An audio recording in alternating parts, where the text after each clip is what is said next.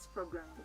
You are welcome to a program where we inspire young people, encourage young people, motivate them, and we believe that through our programs we are going to see transformation from the level where you are to the level where you should be. We are here to enhance potential.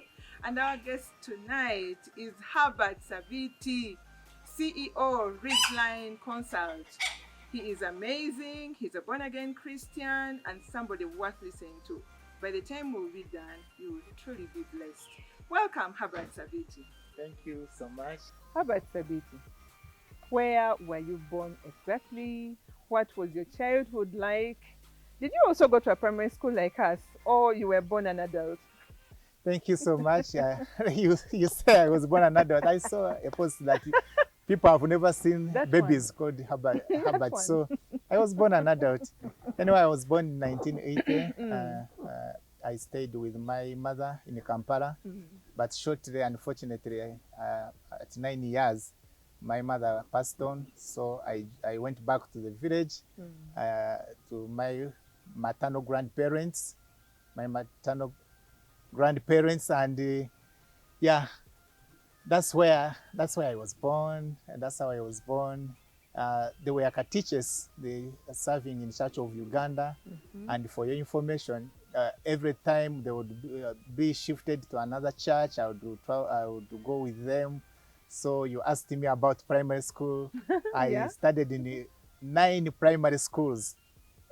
This is not a typo or something. I studied in 9 primary schools.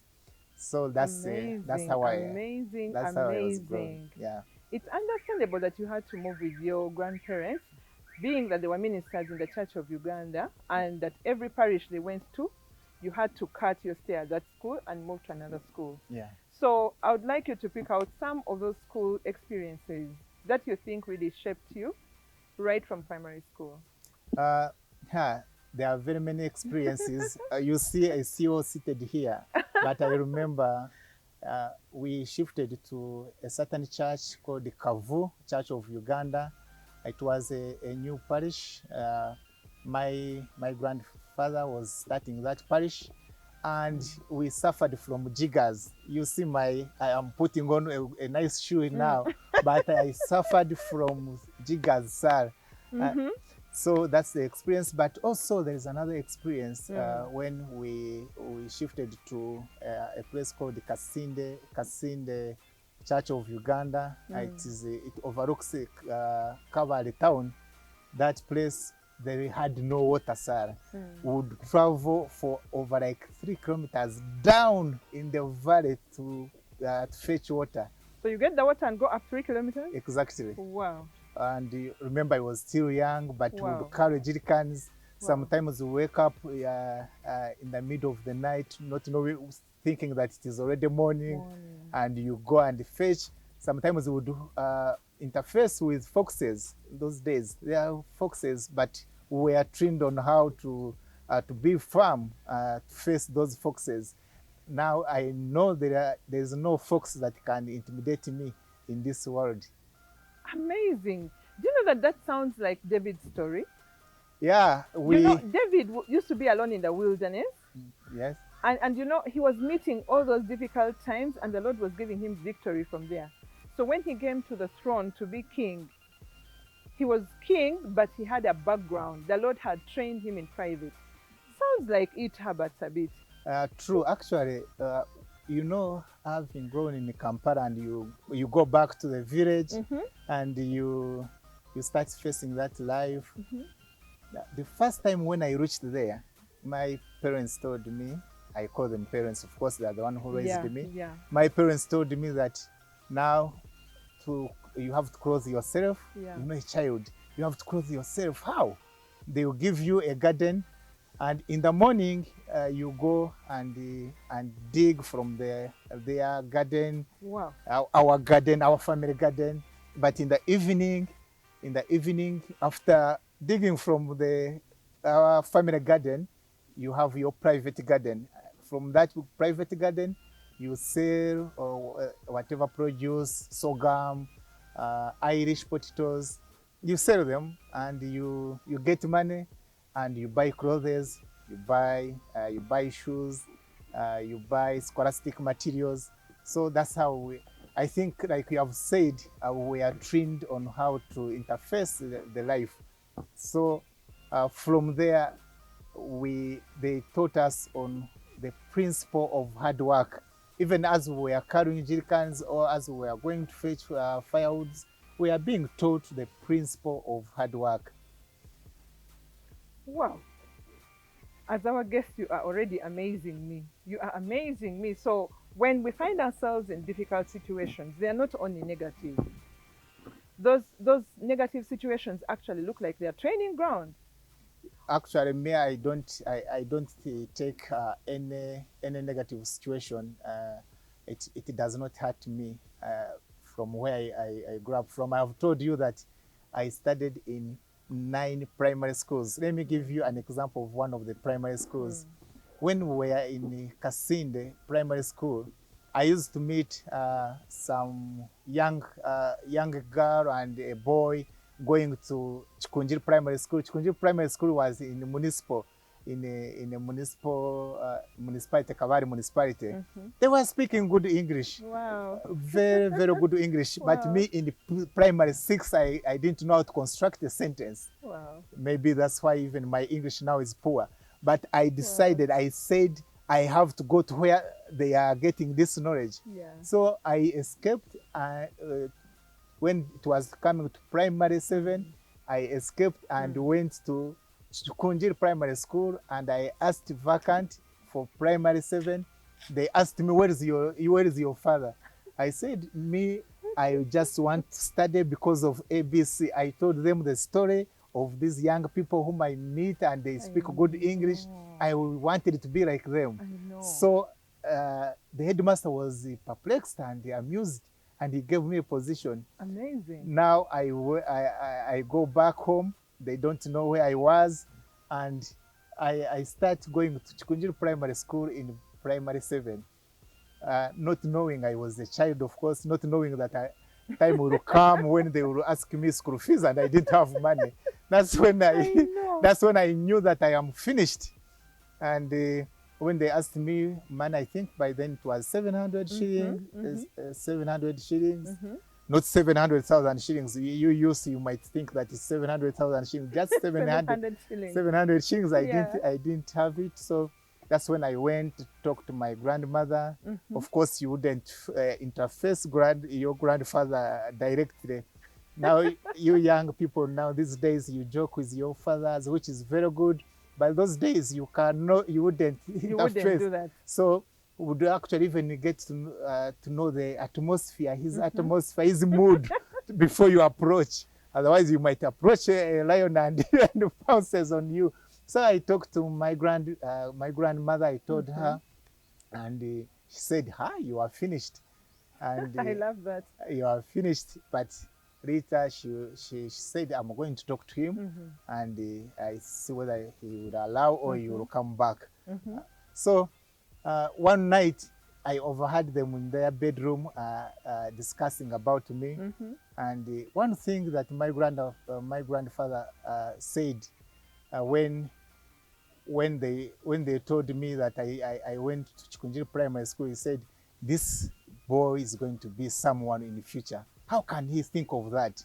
Amazing. So he was very happy that I could make such a kind of decision at my younger age. Wow. And that word, I overheard it, and I think I am where I am because of that word. He said that boy is going to be someone in the future. And now, as I talk now, I am someone in the future. This is the future he was prophesying. So you parents out there who are watching, you need to prophesy. You need to say a word to your child. You need to say a word to your child, and that word will make that child someone you want her or him to be.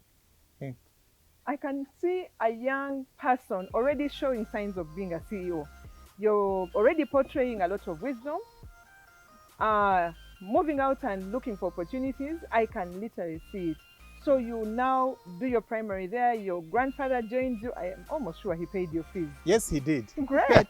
He did, of course. So it was worth the dare. Get out and get your opportunity. Yeah. Get out and seek something. Yeah. Young people out there, Sabiti Herbert is already inspiring us.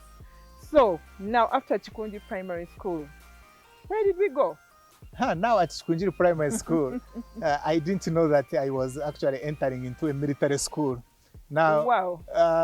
you know, as I told you, I didn't know English. I didn't know how to construct a sentence. Now I join guys, people who went to nursery and they are enjoying their English. In the morning, the teacher would come and say, spelling exercise. Now, carbohydrates, photosynthesis, for what? Now, every single number you miss is chibok. Every single number you miss is chibok. So I would really, we suffered. Even in mathematics, every single number you miss is chibok. So it was a military training, and Chikunjiri Primary School, I owe you a lot because you made me who I am. I treasure that primary school. So from Chikunjiri Primary School,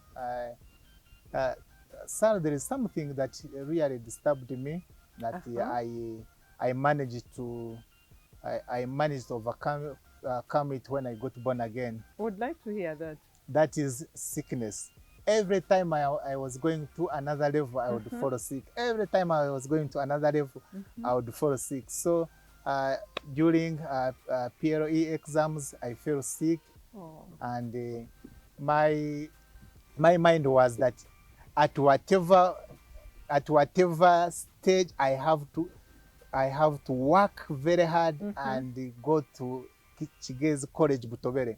I know actually your husband studied in senior. I wanted to go to Chigezi College Butobere, and every time would in primary. Primary 7, every time in the evening would sing the senior anthem. In the evening sing the senior anthem. Important. So yeah, it was motivating us. But when I feel sick, I didn't manage to get the points take me to Chikunjiri Primary School. I mean to Butobere. So I got to another second choice. That is St. Mary's College Rushoroza, which is the best school actually right now in Kabale. Very good school. Yeah. Now, I reach St. Mary's College Rushoroza, but I'm jumping what my mother told me in primary 7 vacation. My grandmother was the best mentor. Actually, I wrote a book called Young and Flourishing, and I dedicated to her, though she rested in peace, but she was the best mentor. In my primary 7 vacation, she taught me on about life, 360 degrees about life. One time I remember she took me to a hospital called Rugarama Hospital, where she had a niece who was sick with HIV. And when we were coming back, she told me, have you seen her? Yeah, I've seen her. That's how AIDS kills. That thing kept in my mind. That thing kept in my mind. By the way, also, my grandfather in primary 7 vacation forced me, it was a force, to read the Bible. In Runyankore Ruchiga, a Bible from Genesis to Revelation. I read that Bible, but of course, when you read the Bible, the story is very amazing. You want to know what happened next. So in my primary 7 vacation, in my vacation, I read the whole Bible. It was a very good story, the Israelites, the redemption, and all that. But even I finished the Bible, but I was not born again. I went to St. Mary's College Rushoroza in senior 1. Now, remember you know Catechus. By then, actually, he was already a reverend. You know, a reverend and what those days they wouldn't differentiate poverty from the church ministers, which hurts me so much. Imagine not differentiating the poverty from church ministers. We didn't have anything, but I remember very well, whatever we had was blessed. And our parents used to host a big number of people. When we were in the Kanjo Church of Uganda, they hosted people who were fleeing from Rwanda. That is in the 1994 genocide. So we used to share. Up to now, actually, I share so much because I was taught to be generous. I was taught to be generous. So they taught us that the little thing you have, you can share. Now, going to St. Mary's, a very nice secondary school with rich people, rich kids, and while I go there, I didn't have a new mattress. I had a very old mattress. I didn't have, I asked Muzei to give me Colgate and toothbrush. He told me, do you think St. Mary's, they don't have trees? Because we used to use those trees to brush our teeth. I know. And but of course, as I told you, I used to have a separate garden, so I had some small money. And there was a teacher who was impressed. There's a primary teacher who was impressed, who gave me 300 shillings that I used to buy Colgate and the toothbrush. So I joined St. Mary's College Shoroza. I reached there. It's a mixture of poor kids and rich kids. But I enjoyed the secondary school. Now, sometimes when God blesses you, He brings people. He brings people from all over the corners to bless you. There is a young girl whom I sat with in the class, and she saw my books, 32 pages, Musana. They were called Musana, and 32 pages. I had six books, 32 pages, and those books we were having, I think, 13 subjects, 32 pages to finish the whole term, and I have to put 13 subjects in those books. She saw me, and after 1 week, she gave me 13 black books. 13 black books. Actually, 13 black books. I wrote in those books up to senior 4. Can you imagine? Amazing. Yeah. Amazing. That's how God can bless you. When you are a child of God, God brings all the blessings from wherever you can't understand and brings them to you. So God brought that lady and she gave me those books. And by the way, also she used to give me pocket money. I remember one time the dad came and I think she had told him about me, and the dad her dad came to check on her, and he would bring a bread for me and even sugar. Of course, I didn't have sugar. I didn't carry sugar. That sugar was luxurious. I know. Now, when Dr. Kasenen tells us that you stop taking sugar, yet I grew up not. You're not exactly happy. Yet I grew up not taking sugar. I know. So the dad would bring me bread, and but I remember he told us, please focus on studies. Maybe he thought that we are going to go into immorality and what, but the dad was a very good man, and that girl who is a woman now, I am happy for her that God brought her. And by the way, for information, that girl was a Muslim, and the father was Muslim, but they were very, very good. So whether you are a Muslim, whether you are a Catholic, whether you are what, God can use you, The only thing that I pray is that those people will go to heaven. Those people at one time, they will accept Jesus Christ and they will go to heaven. So I thank God for such a kind of people. Now there is another young man whom I was with in the same dormitory. He was so generous, and he was from rich families. Every Sunday they would visit. They would visit him, bring for him food, meat, rice, something like that. They would eat, and every time we would go to breakfast, you say, "You have to take my sugar. You have to take my sugar." I say, but sometimes I would escape because I would feel that I've overburdened him. But he would come and pour sugar in my porridge, and we are still friends. Those people, we are still friends.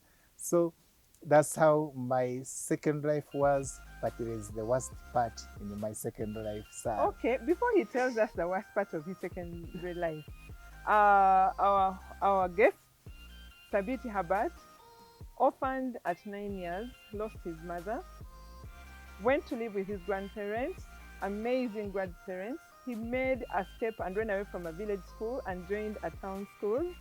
A town school in primary 7. And then during vacation, his grandmother tells him one day, he told him about 360 degrees about life. When they visited a relative who was ailing with the original copy of HIV, and the grandmother told him, "My grandson, this is not the direction I want you to take." You see what happens? And having a grandfather who made him read the whole Bible from Genesis to Revelation, those grandparents, I thumbs up for them, thumbs up for them. And then he tells us his experience at Rushoroza. We just want to say that when we are blessed, I am getting it that we are blessed to bless others. This girl was blessed. She didn't like the books he was using in class. She told her parents and helped him get books. He was able to use all his secondary school life. Not only that, he also says there was a dorm mate, a young man, and this young man had better things than him. A generous young man. Young men out there, oh yeah, young men, it is good to be generous. I believe that those children who shared with Herbert Sabiti at Rushoroza were also able to be blessed by the Lord himself. Herbert, you've told us that there is a bad part of your secondary school education. Okay, let's hear it. Rite TV, we are still with Herbert Sabiti. And right now we would like to remind you we are available on all social media platforms, YouTube, Twitter, Facebook. We will find you there. And Herbert Sabiti has been a known person to me for the last 10 years.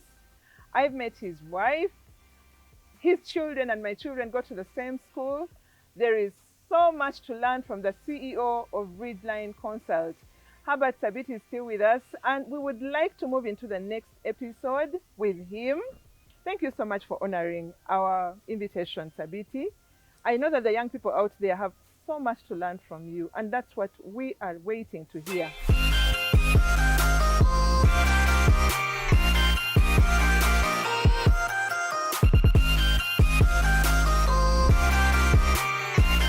I remember, Sarah, I remember one parent phoned they had, when the son was home, and the truck was still there, and they asked, so what happened?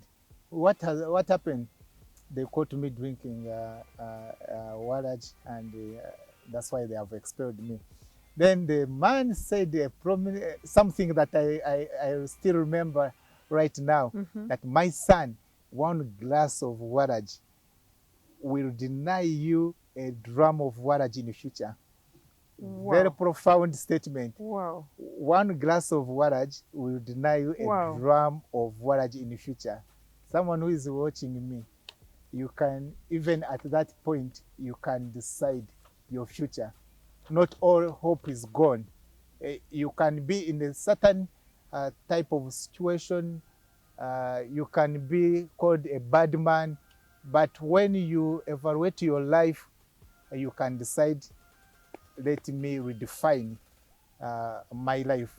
So we redefined our lives, and indeed, by the promise we gave ourselves, we are 8, the 7 of us got first grade. and the east one didn't manage to get the first grade, but he was near that range. He was almost also getting the first grade.